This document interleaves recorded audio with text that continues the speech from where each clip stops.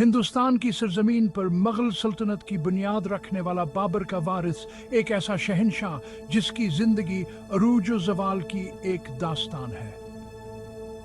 इसका नाम हुमायूं था, जिसका मतलब है मुबारक कदम, लेकिन किस्मत की लकीरें हमेशा उसके कदमों में न थी। हुमायूं की जिंदगी एक पेचीदा और दुश्वार सफर की कहानी है, जिसमें फतह, शिकस्त, जलावतनी और बालाखिर फतह की वापसी शामिल है।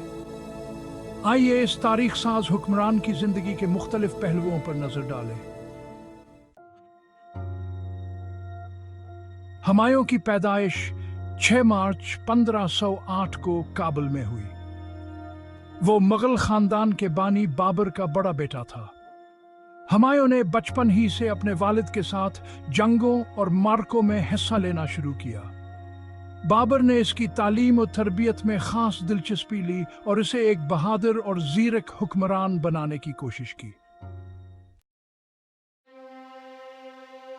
बाबर की वफात के बाद हुमायूं 1530 में 22 साल की उम्र में तख्त पर बैठा, लेकिन मुगल सल्तनत की हुक्मरानी आसान न थी।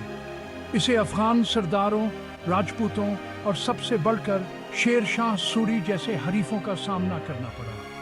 हुमायूं के इब्तदाई सालों में हुक्मरानी में कई गलतियां हुई, जिनकी वजह से इसके दुश्मन ताकतवर होते चले गए। बाब 3, शिकस्त और जलावतनी। हुमायूं की शिकस्त की इक्कासी करते मनाजिर। 1540 में शेर शाह सूरी ने हुमायूं को शिकस्त देकर दिल्ली पर कब्जा कर लिया। हुमायूं को अपनी जान बचाने के लिए फरार होना पड़ा और इसकी जलावतनी का सफर शुरू हुआ। ईरान की सरजमीन पर हुमायूं को पनाह मिली, जहां इसने सफी शहंशाह तहमासिब से मदद हासिल की।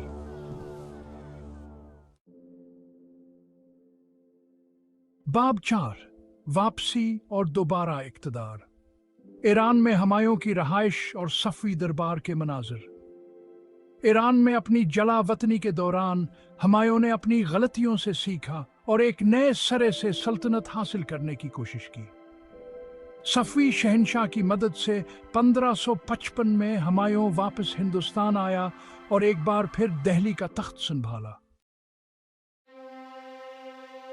बाब भाई, अचानक मौत। हुमायूं के महल और जवाल के मनाजिर। जब सब कुछ बेहतर होने लगा, 1556 में एक अफसोसनाक हादसा हुआ।